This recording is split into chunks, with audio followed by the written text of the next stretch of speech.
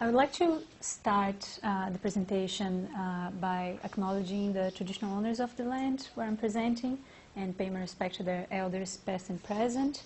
And today we'll be talking about a project that I'm involved, which is supported by the Northern Australia Environmental Resources Hub. And we have been navigating, trying to engage stakeholders in a contested political landscape. So I'll tell you a little bit about our work. And this research project has different people working on it, researchers from James Cook University, UWA, CSIRO, Griffith, and Macquarie University. We're all supported by NESP, Northern Northern Australian Environmental Resources, and UWA. And I would also like to acknowledge the research participants and collaborators. So I think that... Doesn't go down, unfortunately. Ah, okay, so I probably have to... Am I in front of... Can you guys see? No, I think it should be fine. Can you guys see even if I'm standing here? Okay, that's fine. Just can't see you so well in the stand. I know, right? Well, some people won't have to see me because of the height of the thing, because I'm too small. So I just would like to start with this picture I came across the other day, and I felt very good being a scientist. And I just like to pay attention to this one. People are very engaged in science. So I just would like you to pay attention to one banner, which is this one, Science Improves Decisions. And I think that that's something hard to disagree with, especially in an environment where a lot of people are engaged in research. But actually, it's not always that science makes to decisions, is able to contribute to decisions. So a way of doing that is by linking scientific knowledge with policy and practice. But that's not always easy, especially when decisions involve a range of interests that are strongly contested. So I start this presentation with a question, which is, how can scientific research effectively contribute to addressing social environmental contested issues? And I just present very briefly two models of research. There are two different extremes. One of them, and how research links with policy and practice. One of them is the linear model, where knowledge production is mostly separated from use. And there could be an environmental issue, for example, species being threatened by extinction or something like that. A research team develops new knowledge, and this knowledge is taken up by research users that use that knowledge to impact on the environmental issue. So this model is actually an extreme, but there is some academic research that is done under that model where there is limited engagement, some engagement, but limited engagement between research, knowledge production, and knowledge use. The linear model can be successful, very successful actually, but especially when problems are relatively straightforward. There is general agreement on goals between stakeholders, and there is also agreement that the ways of addressing those issues are mostly technical. Oops, sorry. And one example is the Tasmanian devil, where the problem was a virus that was decimating, was causing cancer and the population was decimating it. Over 70%, I think, of Tasmanian devils were affected by it. And there was general agreement between different stakeholders on the need to save that iconic species. And the way of addressing it was depending mostly on science research. So this model has been very successful until now, at least. However, there are other more complex sustainability issues. And usually things like climate change or balancing development and conservation, those types of things. And often those decisions involve a range of interests that are strongly contested. I'll just take this off because it's hot. And in those cases, usually because of the complexity of those types of problems, it requires people from different disciplines. These problems are multifaceted and require researchers from different backgrounds collaborating. And often research has a higher likelihood of being used by people when there is some engagement between research users and other stakeholders and researchers. Researchers and from academia and elsewhere can collaborate in creating this new knowledge, which is often called co-creation of knowledge. And as I said, this knowledge is more likely to be taken up and used to address at least some or part of those issues.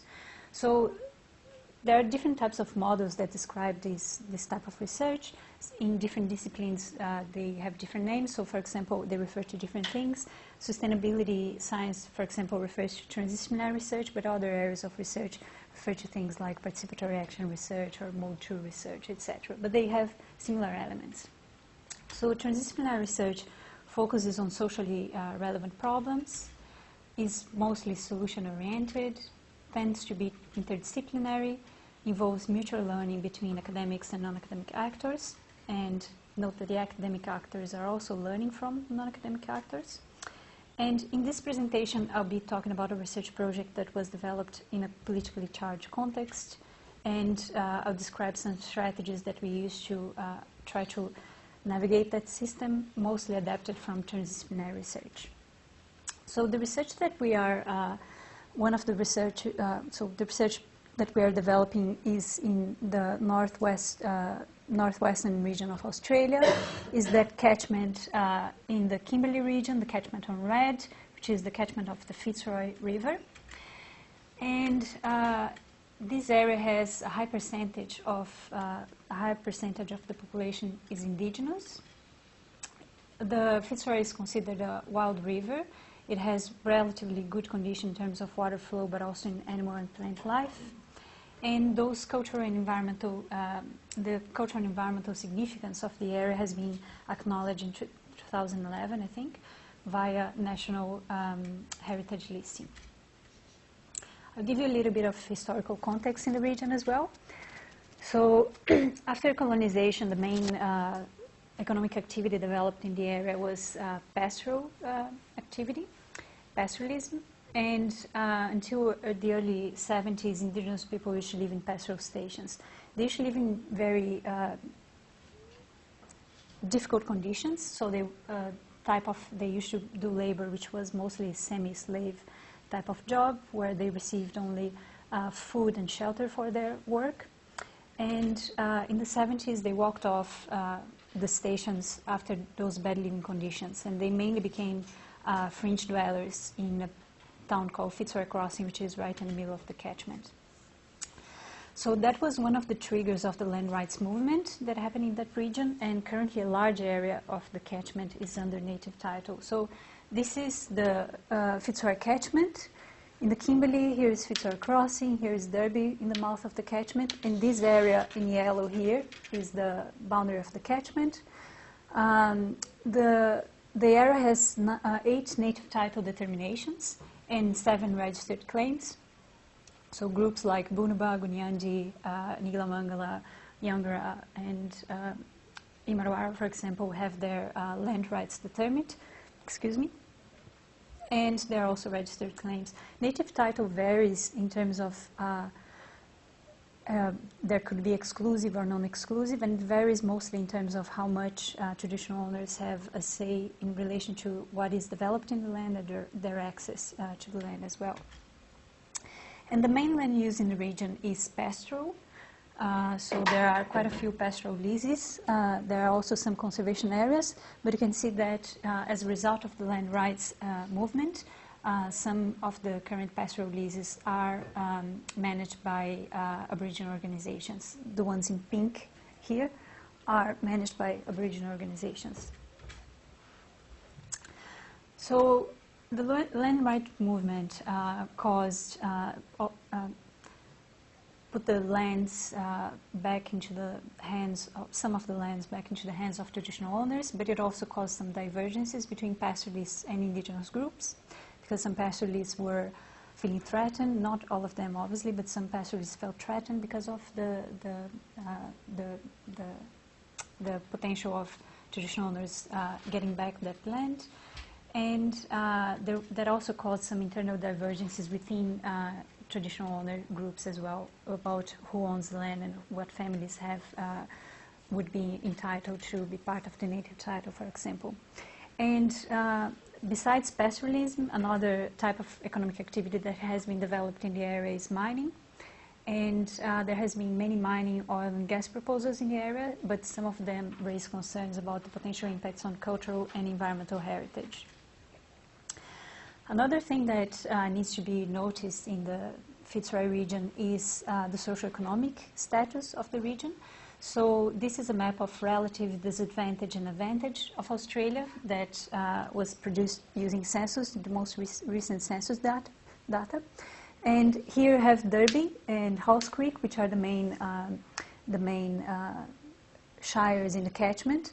And you can see that one is very low or very high disadvantage, and 10 is very high advantage. So most Indigenous areas in the country are actually under high disadvantage, and this area of the Fitzroy catchment is no exception. So it's between the most disadvantaged areas in Australia, with very high rates of employment, difficulties in terms of access to health, very high rates of suicide, which should never be taken lightly. So all those things are part of the context that we are working in. So there is general agreement on the need to address those socioeconomic issues in the region. However, there is disagreement on the model of development that should be used to address those issues, especially in terms of what economic activities are appropriate to the region and at which scale, what impacts are acceptable, and the distribution of costs and benefits associated to those economic activities.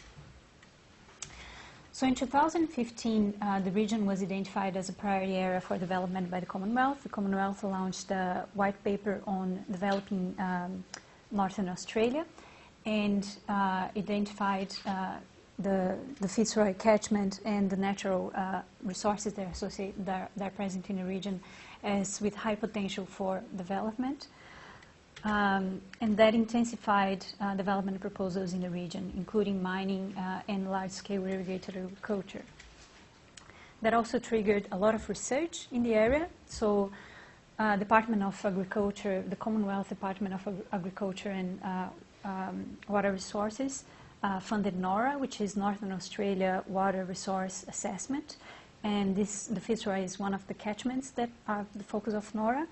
And Department of Environment and Energy and Environment funded NESP, which is the National Environmental Science Program. So it does fund a lot of research in the Fitzroy. So basically looking at how can we use water to develop and what kind of development activities and what are the important assets that cultural and natural assets that need to be protected through that development. So there is a lot of research happening in the Fitzroy at the moment.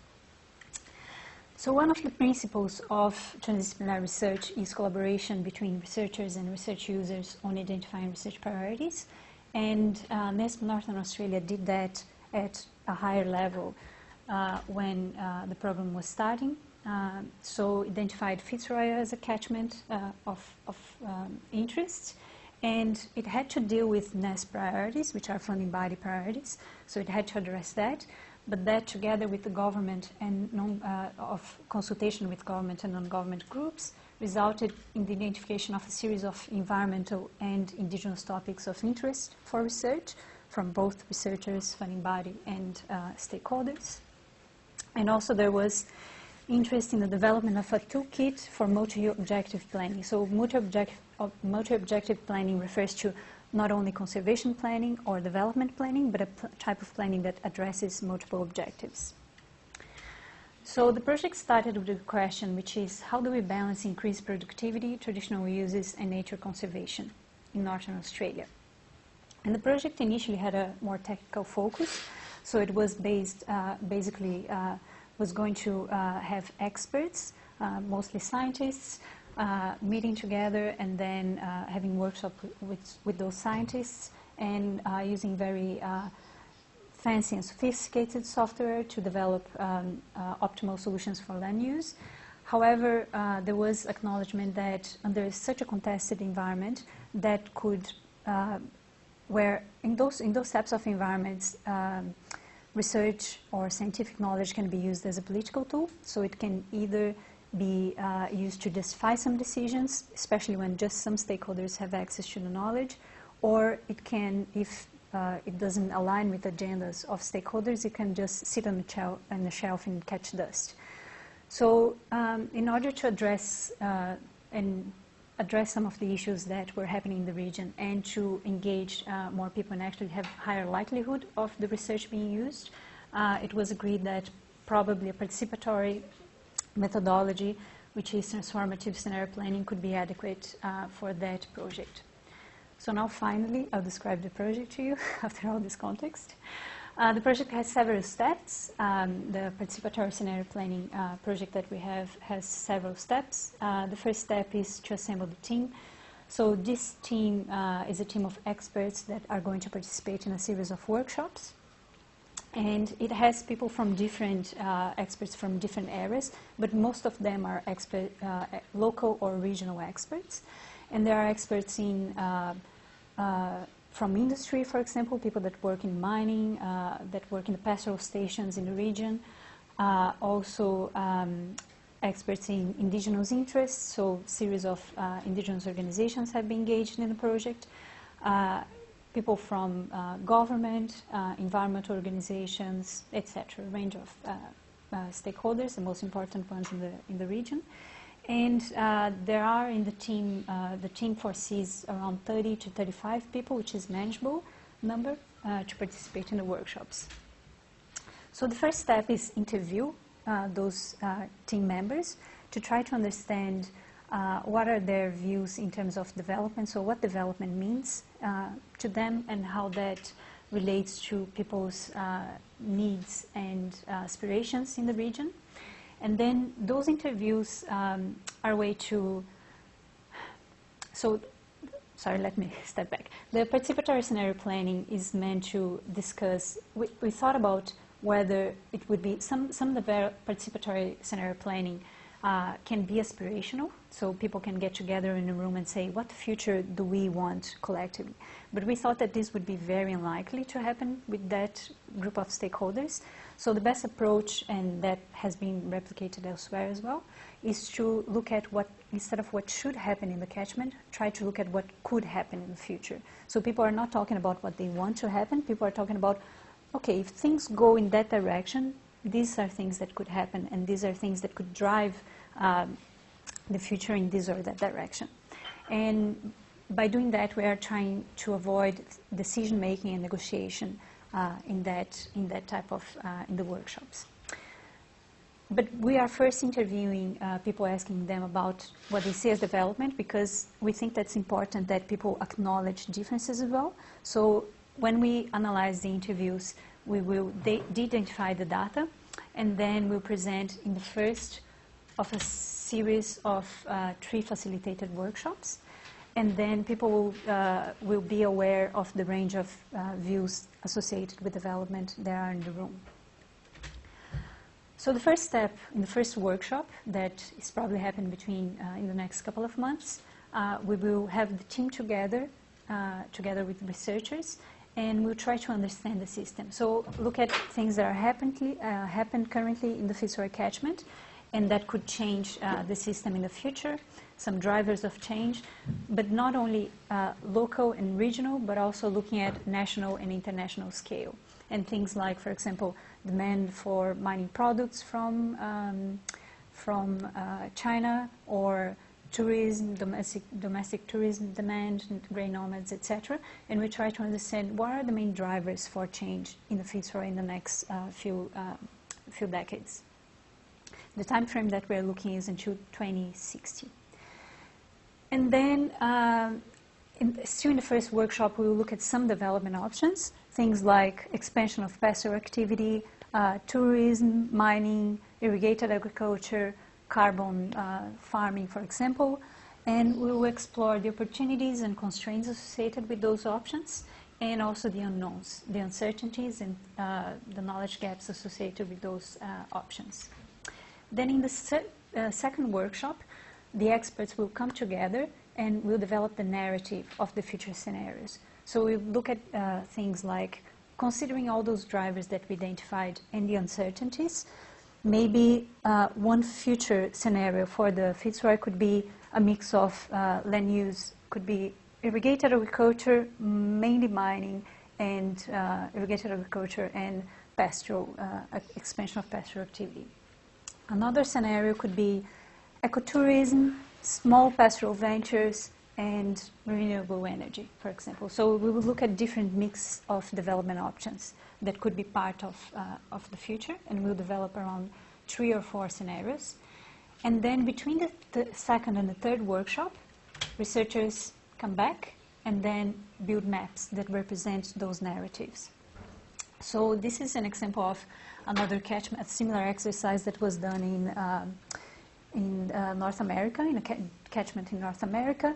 And they develop maps of land use similar to what we are planning to do that include things like 3 scenarios, and different colors mean different activities. Like green could be conservation areas, yellow could be agriculture, and this blue could be urban footprint, for example. So looking at different scenarios, and we'll have the physical expression of those scenarios, and also we'll try to incorporate things like what happens in each scenario to threatened species, vegetation, maybe jobs, and some socioeconomic indicators. We're still looking at what information we can add to the narratives. And then the last step is having meetings with residents and looking at what, mostly traditional owners and pastoralists, and look at what they think are the positive and negative effects of those scenarios that could be associated to those scenarios. So looking at scenario 1, for example, what could be the effects in their well-being associated with each scenario. So you can see that this is a relatively complex project. It requires participation of a lot of stakeholders, and it has multiple stages, and things could go belly up very easily, right?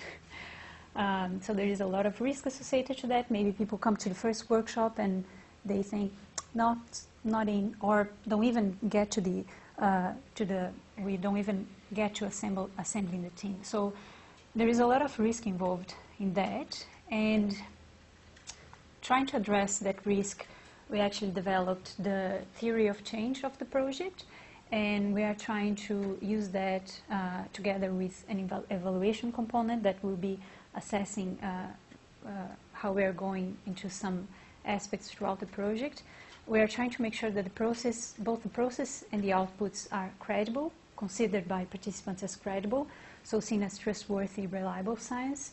So, for example, when looking at when Jorge, who is one of the research leaders, was looking to softwares to create the models and the expressions of the scenarios, he was considering trying to get the most robust and sophisticated softwares as possible, but also things that wouldn't be completely black boxes, that people would understand what's behind of the rationale and how the science is being developed.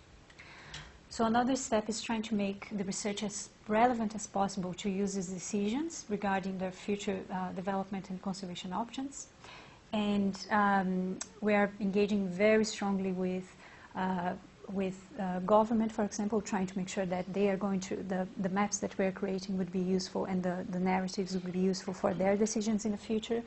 We're also having intense negotiations with Indigenous groups and pastoralists and industry groups to make sure that they have capacity actually to use some of those outputs, and that the things that we're doing are also appropriate to their needs. And we also want to make sure that the work is based on good governance principles, so being inclusive, transparent, fair, accountable, adaptable, and capable. And I'll talk a little bit about some of those in the next few slides. So now I'll describe very briefly a couple of challenges and strategies that we faced until now.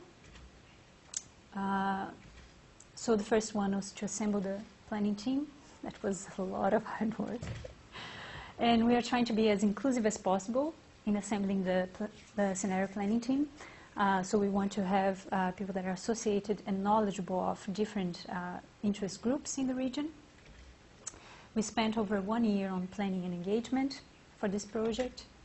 And the last 6 months there has been a lot of intense work. As Maxim said, I haven't spent much time here because we spent a lot of time in the field trying to organize and deliver information sessions to over 20 organizations and one-to-one meetings and discussing the project with people. So we did a lot of work trying to build that relationship with participants. Yeah. I can answer at the end, but if you have something very urgent, I could answer now. I was just wondering, particularly on that point, how did you know that you had the right environmental groups, the right pastoralists, the right... So there because there's so many different views even within one subcategory, how do you work out if you've got the right people? Yeah, so that's a thank you for your question, it's very important. And we had, I forgot to mention, but we actually, before I started the work, there has been first a very thorough review of plans for the region. So we looked at plans developed by different groups and organizations. And NASP Northern Australia, some of the team has been developing work in the Fitzroy catchment for a few years, actually. So people, they had networks developed already, and we try to build on those networks. And we are always asking, is there anyone that we're missing? Obviously, we have a limitation in terms of the number of people that we can accommodate in the workshops, but we try to triangulate as much as possible and ask, even now at this stage that we know reasonably well the context, we still ask people, is there anyone that is missing that could be, an important part of the picture? So that's a very intensive process of making sure that we are getting right, and systematic review of plans and interviews, etc. Thank you. So one of another challenge associated with assembling the planning team was working with Indigenous groups. So Indigenous groups, and that's not particular to this region, they can be very wary of researchers. And there has been historical issues with research groups abusing their trust relationships with traditional owners, mostly reserved to the past. But people were wary of those types of practices, and that wasn't an exception in the Fitzroy catchment. And also different organizations, different Indigenous organizations have different dynamics. So some of them are very versed in dealing with Western types of organizations and working with government, etc., while others are less. And they also have very high demands on their time. So they have a lot of issues to address in terms of health. Because of the socioeconomic context, they have a lot of issues in terms of health, education, violence, domestic violence, and all those things. And research to them is a very small part of their priorities. It's very down at the bottom. So they have a lot of demands, and we obviously had to be aware of that when working with them. So to address some of those issues, the whole of NASP Northern Australia developed research agreements with Indigenous groups. So that's not particular to our project, but all projects working with Indigenous organizations develop research agreements that guarantee transparency and some accountability in terms of roles and responsibilities. So what is the role of researchers, what is the role of the organization, what researchers can and cannot do, how the information can and cannot be used, what information they can veto, etc. And it took a lot of time to negotiate those research agreements. Also, NASP Northern Australia hired a regional coordinator to be based in the Fitzroy region. She's based in the Kimberley Land Council. She's a person that has extensive work, has been doing for years work with traditional owners of the land, and she has been very helpful in making those links with traditional owner groups. And she sits at the Kimberley Land Council, which is an Indigenous organization. We also, our project in particular has a partnership with an Indigenous project, which is headed by Rosemary Hill from CSIRO. And this project, I attended two of their workshops. And in that project, they are building tools for the participation for traditional owners to show their knowledge to people that are not from their culture. Those things include a three-dimensional model of the landscape. So they are building a three-dimensional model of the Kimberley catchment, the Fitzroy catchment. and they're also doing some power network. And we are going to use some of those tools in our project as well. So we have very strong partnership with that group. And attending to the workshops was actually very good for me to get to know some of the people in the region and start to build relationships and trust, etc. So we are also, as I said, trying to refine the outputs and the final assessment of the project to make sure that the project is appropriate and it's culturally appropriate and deals well with some Indigenous information and cultural information as well. So the second challenge actually is part of the first challenge as well. So it also affects us assembling the scenario planning team, and it's the overlap with some government commitments. So the WA government, the Labour government, was elected last year and had some election commitments associated to the Fitzroy. One of them was creating a protected area in the Fitzroy area. The other one was to develop a water allocation framework to the Fitzroy catchment, and the other one was to develop a land use and economic development plan. The timing of those projects is very good in a way because it goes right in parallel to our projects. So they're wanting to get those things ready by 2020, which give us time to collect information, analyze, and then make it useful for those types of processes. So that's a very good window of opportunity, and actually significant investment has been made until now to create a good partnership with government and make sure that NESP overall, NESP Northern Australia, but our project especially, informs some of those decisions. However, stakeholders can be very suspicious of that. So as I mentioned, research can be used as a political tool, and in the past, scientific information has been used, has been known to be used to justify decisions that had been already taken and that were were detrimental to some stakeholder groups.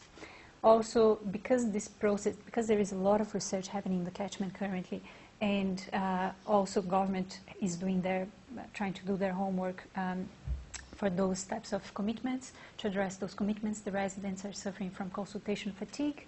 So you start talking to people, they're like, oh no, another research project. I don't want to talk about this anymore. And people also have competing demands. So especially industry and pastoralists, but also traditional owners, people may not be willing to sit in multi-stakeholder forums and give quite a few days of their time unless they are sure their contribution will mean some input into policy outcomes. And you see that there is a contradiction here because some people are actually scared the information was being used, and some people are scared of the information not being used. So we had to find a way to balance those types of views. So what we did was we tried to be clear about our roles and responsibilities. So what is the role of government? What is the role of research? We're actually not doing consultation for the government. Our research is independent. We are trying to make that very clear for all participants. And we are also considering including a disclaimer on how the information can be used and the information cannot be used. And we're also trying to create a safe space for conversations in the workshops. So as I mentioned before, there will be no negotiations, no decision-making, and people won't be treated, if they don't want to, as representatives. If that's sensitive, they won't be treated as representatives of their stakeholder groups. And we are also using an experienced facilitation team that has a lot of experience in the catchment, and they're helping us to get a good balance between the views of participants. So people that sit in the corner are very knowledgeable, but sit in the corner and don't talk, how can we bring them and have their inputs as well in the process? Or if there are people that are very vocal, how can we make sure that other people also talk? So I'll very briefly present the results of the process, of this whole process until now. So we got over 30 participants subscribing to the scenario planning team, and that's actually a dream team. We got very good people, people that are very knowledgeable of the region, people that we didn't expect to get very high up in organizations, and people seem to be embarking very well in the process.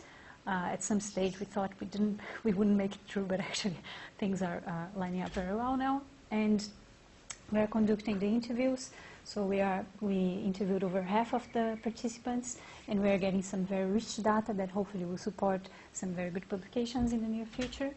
And we are currently, we just developed the facilitation strategy. We had a meeting with the facilitation team last week, and we developed the facilitation strategy for the workshops, and we are arranging the logistics for the first workshop that should happen in the next month or so.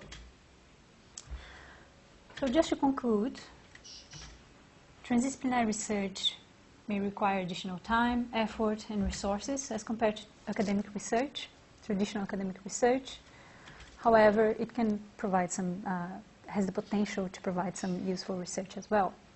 However, transdisciplinary science doesn't give you a step-by-step process, so it gives you kind of broad principles and how to deal in to certain situations, but it doesn't give you a recipe. And a lot of those principles needs to be adapted to the specific context where people are working in.